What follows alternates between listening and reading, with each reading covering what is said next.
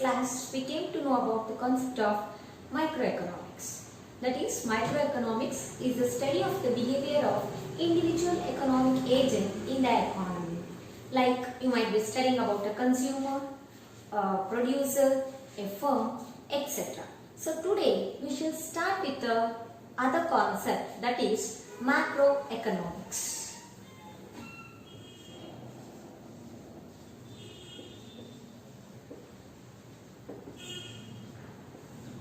What do you mean by macroeconomics? The word macro is derived from the Greek word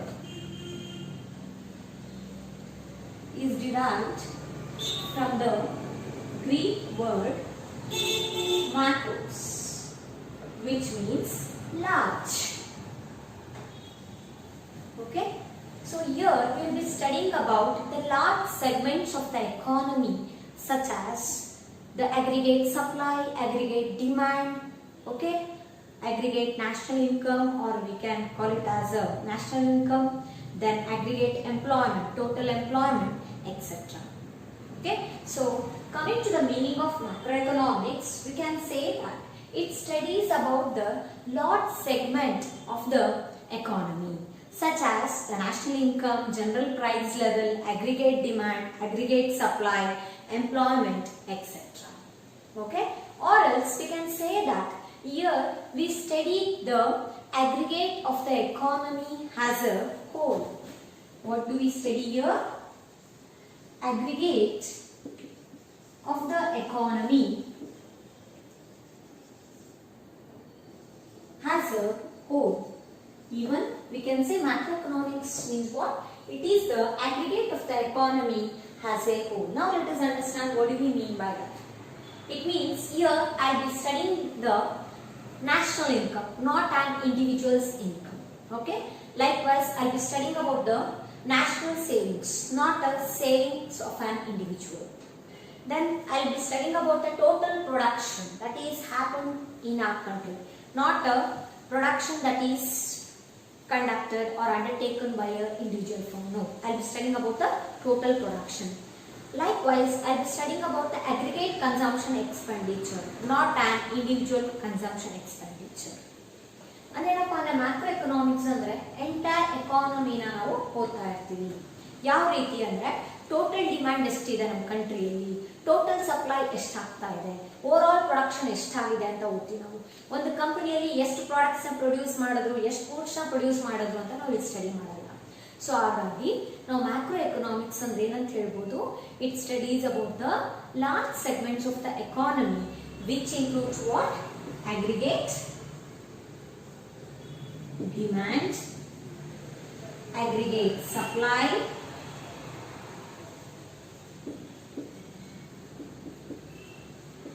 then national income,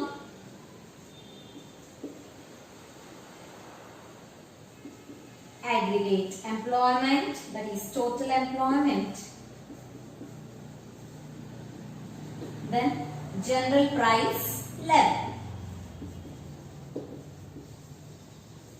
Okay, this is the meaning of macroeconomics.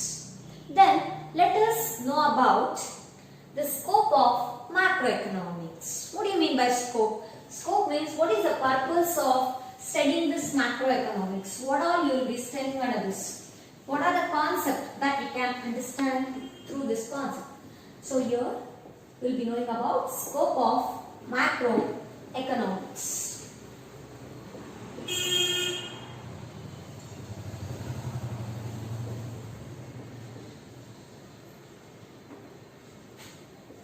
Scope means it will tell us about the purpose of macroeconomics.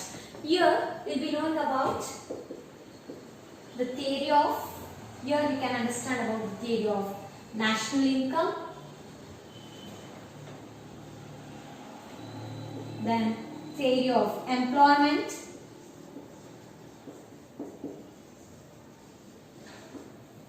then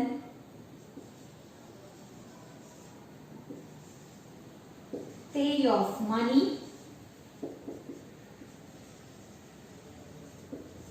theory of general price level, then theory of growth.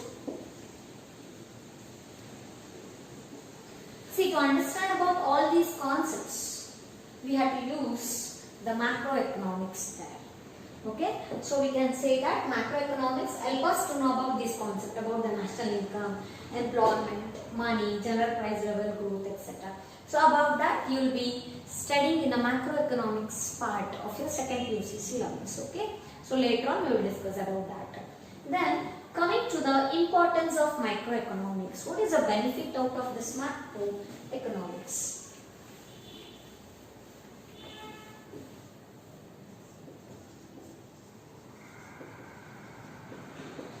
Importance of macroeconomics. And the first point is, it helps us to understand about the complicated modern economy. That is, it helps to understand about the functioning of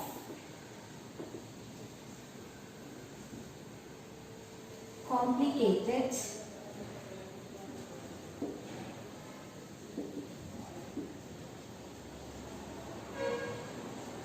modern economy. It means what? It helps us to understand the economy as a whole, and along with that it helps us to understand about the level of national income and employment in the economy on the basis of aggregate demand and aggregate supply. So national income ಕಂಡುಹಿಡಿಯಲಿಕ್ಕೆ ಇರಬಹುದು, ಇಲ್ಲಾಂದ್ರೆ employment opportunity ಅಂದ್ರೆ ಉದ್ಯೋಗ ಅವಕಾಶ ಅಂತ ಏನು ಹೇಳ್ತೀವೋ ಅದು. So ಅದನ್ನೆಲ್ಲ determine ಮಾಡಲಿಕ್ಕೆ ಕಂಡುಹಿಡಿಯಲಿಕ್ಕೆ ನಮಗೆ ಸಹಾಯ ಮಾಡುತ್ತೆ. ಯಾವ ಬೇಸಿಸ್ ಮೇಲೆ? ಟೋಟಲ್ ಡಿಮ್ಯಾಂಡ್ ಎಷ್ಟಿದೆ, ಟೋಟಲ್ ಸಪ್ಲೈ ಎಷ್ಟಿದೆ, ಆ ಬೇಸಿಸ್ ಮೇಲೆ. ಸೊ ಹಾಗಾಗಿ ನಾವೇನು ಹೇಳ್ಬೋದು, it helps us to understand about the functioning of complicated modern economy system. Okay, then secondly, it helps us to achieve the goal of economic growth. It helps to achieve the goal of economic growth. See, how can we achieve this economic growth ಅಂತ ಗುರಿಯನ್ನು ಮುಟ್ಟಬಹುದು ನಾವು? ಯಾವ ರೀತಿ ಇರಬಹುದು? By having a higher level of GDP, gross domestic value, okay, gross domestic product value, or by having a more employment opportunity in our country. ಅಂದ್ರೆ GDP value ಜಾಸ್ತಿ ಆಗ್ತಾ ಇರಬೇಕು, ಎಕನಾಮಿಕ್ ಗ್ರೋತ್ ಆಗ್ತಾ ಇದೆ ಅಂದ್ರೆ, ಆಯ್ತಾ, ಎಕನಾಮಿಯಲ್ಲಿ ಬೆಳವಣಿಗೆ ಆಗ್ತಾ ಇದೆ ಅಂದ್ರೆ, ಸೊ GDP ವ್ಯಾಲ್ಯೂ ಜಾಸ್ತಿ ಆಗ್ತಾ ಇರಬೇಕು, ಎಂಪ್ಲಾಯ್ಮೆಂಟ್ ಅಪಾರ್ಚುನಿಟಿ ಹೆಚ್ಚಿಗೆ ಆಗ್ತಾ ಇರಬೇಕು, ಅಂದ್ರೆ ಉದ್ಯೋಗ ಅವಕಾಶಗಳು ಜಾಸ್ತಿ ಆಗ್ತಾ ಇರಬೇಕು. ಆಮೇಲೆ ಇದ್ರ ಜೊತೆಗೆ ಇನ್ನೊಂದು ಏನು ಹೇಳುತ್ತೆ ಅಂದ್ರೆ, it tells about what are the factors that makes a country to grow. It also tells about the factors, ಯಾವ ಫ್ಯಾಕ್ಟರ್ ಇಂದ ಇನ್ನ ನಮ್ಮ ಎಕಾನಮಿ ತುಂಬಾ ಚೆನ್ನಾಗಿ ಬೆಳಿಬಹುದು ಅಂತ ಹೇಳುತ್ತೆ. ಅದ್ರ ಜೊತೆಗೆ it also tells about how to have a stability in our economy. ನಮ್ಮ ಎಕಾನಮಿ ಯಾವ ರೀತಿ ಸ್ಟೇಬಲ್ ಆಗಿರ್ಬೇಕು, ಸ್ಟೆಬಿಲಿಟಿ ಬಂದ ನಂತರ ಅದನ್ನ ನಾವು ರಿಟೈನ್ ಮಾಡ್ಕೋಬೇಕು, ಸಸ್ಟೈನ್ ಮಾಡಬೇಕು ಅಂತ ಕೂಡ ಹೇಳುತ್ತೆ ನಮಗೆ macro economics. Then the next point is, it helps to bring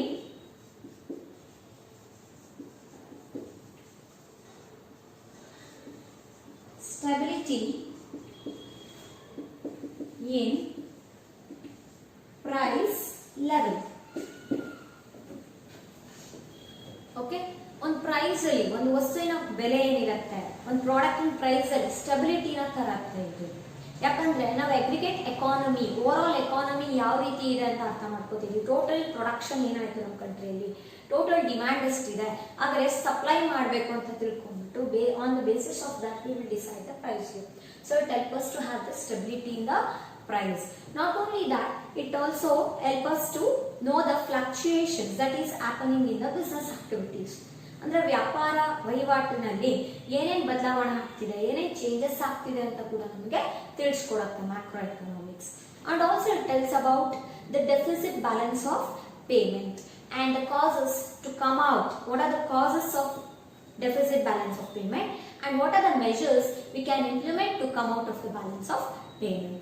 Then what do you mean by balance of payment? Balance of payment and then it is the difference between the total value of visible and invisible exports and imports in a given period of time. Athwa it records the monetary transactions that is happening with our country and with the other nations within a given period of time. ಇಲ್ಲಿ ನಮಗೆ deficit balance of payment ಅಂತ ಹೇಳಿ, deficit balance of payment ಅಂದ್ರೆ ಏನಪ್ಪಾ ಅಂದ್ರೆ imported goods and services ಜಾಸ್ತಿ ಇರುತ್ತೆ export of goods and service ವ್ಯಾಲ್ಯೂಗಿಂತ. ನಾವಂದ್ರೆ ಒಂದು ವಸ್ತುನ ಇಂಪೋರ್ಟ್ ಮಾಡ್ಕೋತಾ ಇದೀವಿ, ಬೇರೆ ಕಂಟ್ರಿನ ಪರ್ಚೇಸ್ ಮಾಡಿರುವಂತ ಗೂಡ್ಸ್ ಸರ್ವಿಸ್ ವ್ಯಾಲ್ಯೂ ಅಥವಾ ಅಮೌಂಟ್ ಕ್ವಾಂಟಿಟಿ ಜಾಸ್ತಿ ಆಗಿರುತ್ತೆ, ಅವಾಗ ನಮಗೆ ಡೆಫಿಸಿಟ್ ಬ್ಯಾಲೆನ್ಸ್ ಆಫ್ ಪೇಮೆಂಟ್ ಆಗಿದೆ ನಮ್ಮ ಕಂಟ್ರಿಯಲ್ಲಿ ಅಂತ ಹೇಳ್ಬೋದು ನಾವು. ಹಾಗಾದ್ರೆ ಇದನ್ನ ಕಡಿಮೆ ಮಾಡ್ಕೊಳ್ಳಿಕ್ಕೆ ಏನೇನು ಮೆಜರ್ಸ್ ನ ಇಂಪ್ಲಿಮೆಂಟ್ ಮಾಡಬಹುದು ಅಂತ ಕೂಡ ನಮಗೆ ಹೇಳೋದು macro economics. Then it also tells about the measures to control inflation and deflation.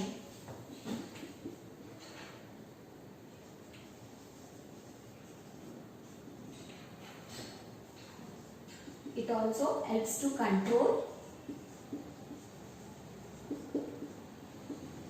inflation and deflation. What do we mean by this inflation? Inflation means there is a general increase in the price of the goods or services in a country, but the purchasing power of a consumer is decreasing.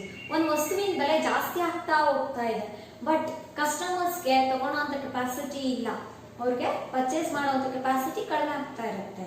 So that can be called as what inflation. Then deflation. Deflation means it is opposite to inflation. Here the general price level of a commodity or a product or a goods or a service will be decreasing. ಒಂದು ವಸ್ತುವಿನ ಬೆಲೆ ಕಡಿಮೆ ಆಗ್ತಾ ಹೋಗ್ತಿರುತ್ತೆ.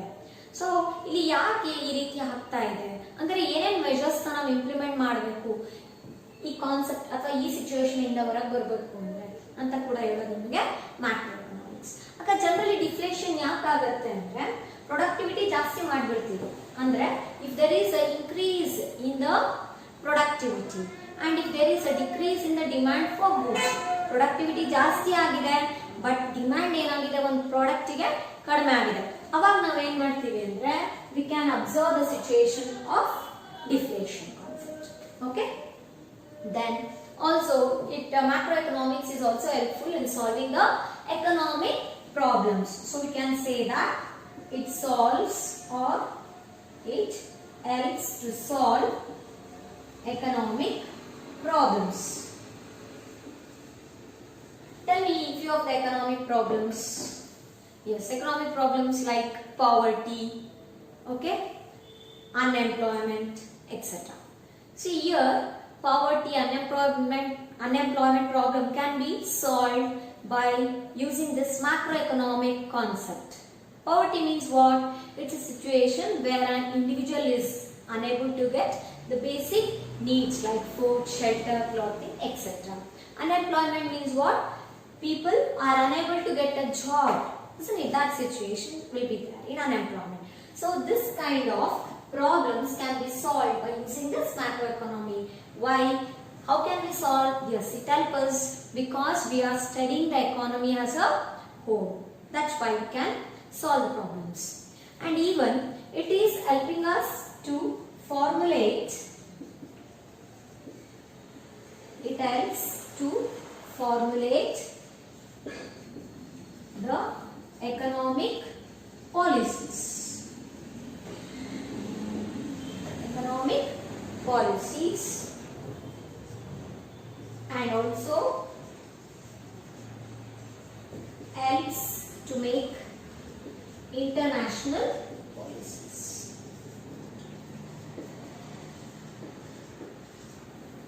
See, macroeconomics will help us to make the economic policies and even the international policies. When we use this international policies? See, when we are doing the business with the other countries, there we are going to use this international policies. When we are going for export and import activities, then it is very useful for our country. Okay, these are the benefits what we can get, or this is about the importance of macroeconomics. Next, let us know about the limitations of macroeconomics.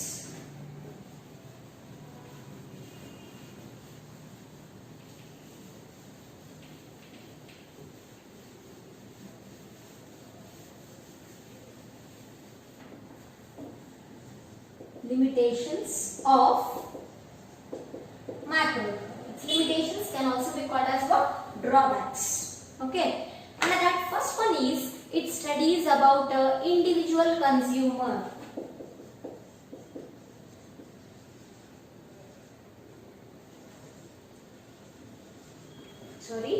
It neglects individual consumer.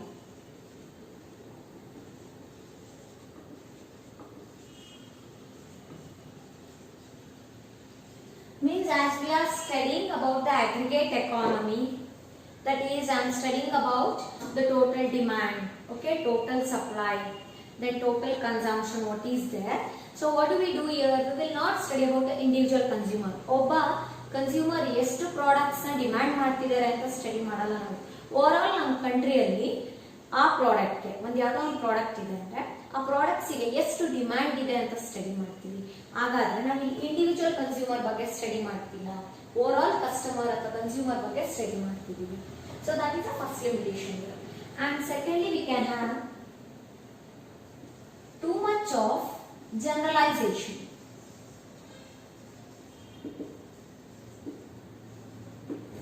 Too much of generalization means here the conclusion derived from the aggregate of the economy will be considered as a final result. Overall result ಏನು ಬಂದಿರುತ್ತೋ, so that even we say that it is even applicable for a individual. So too much of generalization, general result we will take. Then considers aggregate as homogeneous.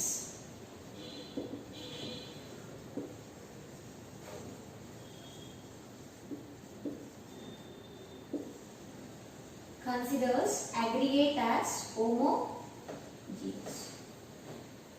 Aggregate as homogeneous means what? Homogeneity means similar.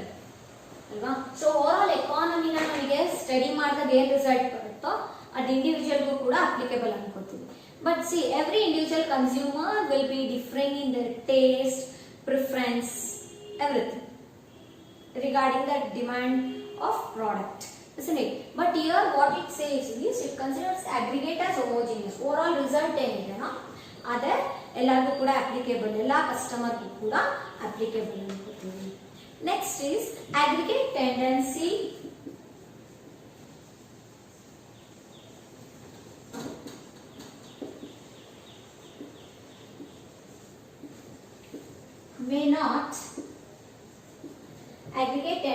may not affect all the sectors equally.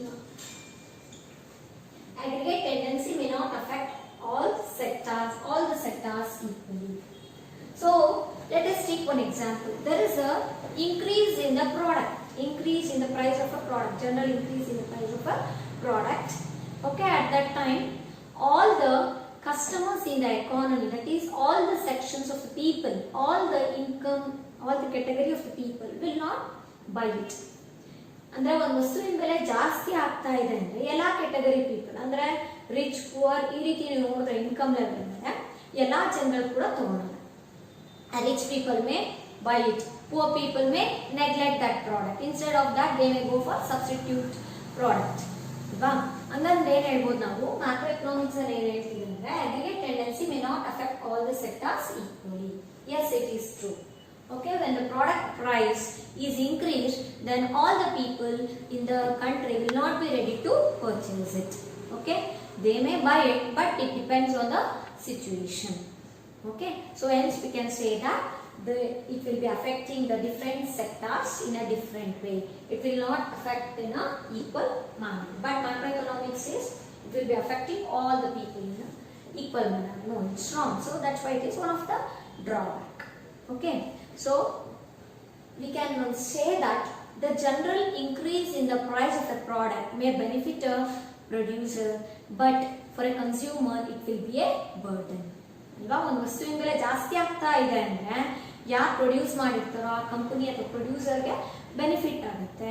But customer ಯಾರು purchase ಮಾಡ್ತಾರೋ ಅವ್ರಿಗೆ ಅದು ತುಂಬಾ expense ಅನ್ಸುತ್ತೆ.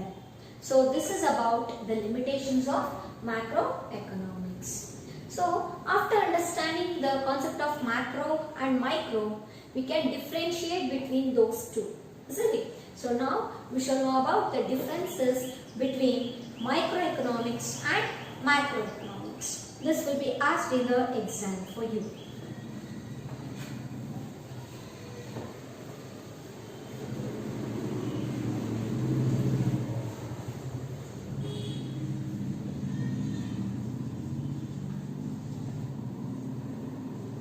Differences between microeconomics and macroeconomics.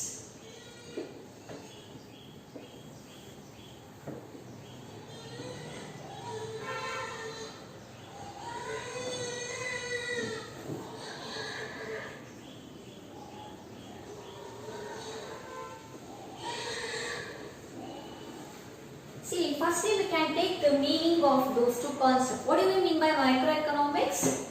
It studies about the behavior of individual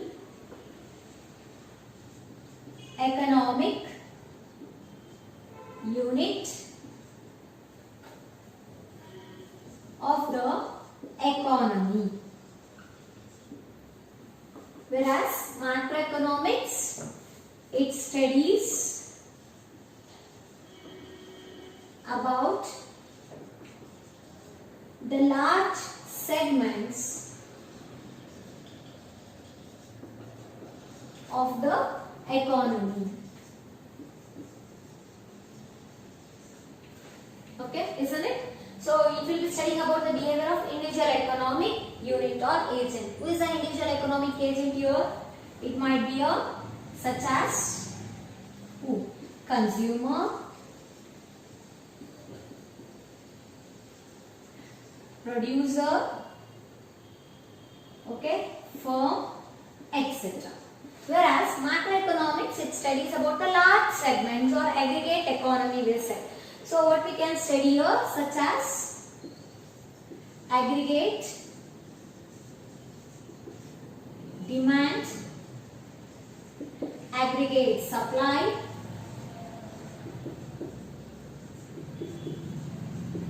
national income, employment, etc. Okay. And second, if you take, it is the price theory. Microeconomics is a price theory.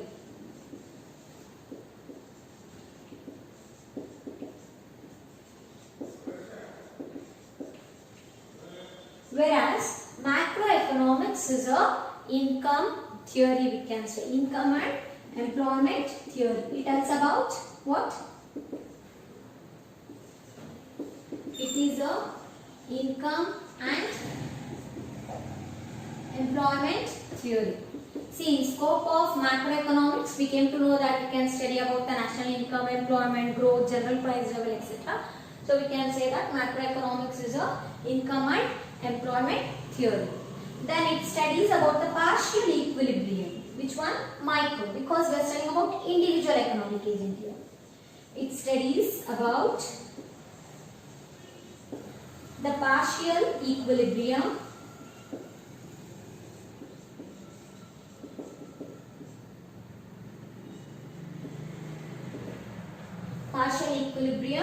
of the economy. Okay, like consumer, then producer equilibrium. But whereas it studies about the general equilibrium. It studies about the general equilibrium of the economy. So what all we can study here? It studies about the market equilibrium. Then it will be studying about the general price level in the economy. Hence we say that it studies about the general equilibrium. Whereas microeconomics studies about what? Partial equilibrium. Maybe a consumer, Okay, maybe a producer, etc. Then we can say that it is unrealistic in study. It is unrealistic study, whereas macroeconomics, it is realistic study. Okay, it will tell about the reality of the economy. So it is realistic study and it is of use. So we can say that, and it is useful. Okay, so these are the differences between microeconomics and macroeconomics. Okay, so let us summarize about today's class. See, today we came to know about the concept of macroeconomics. Firstly, we understood the meaning of macroeconomics. What do you mean by macroeconomics? It studies about the large segment of the economy, like aggregate demand, aggregate supply, okay, general price level, national income, employment, etc. Then we studied about the scope of macroeconomics, means it includes the theory of national income, employment, general price level, then theory of growth, like this. Okay, then we came to know about the importance of macroeconomics. Then after that, limitations of macroeconomics, isn't it? Then after understanding this concept of macroeconomics and the previous class microeconomics, we can differentiate between the microeconomics and macroeconomics. Okay, so these are the differences we can see between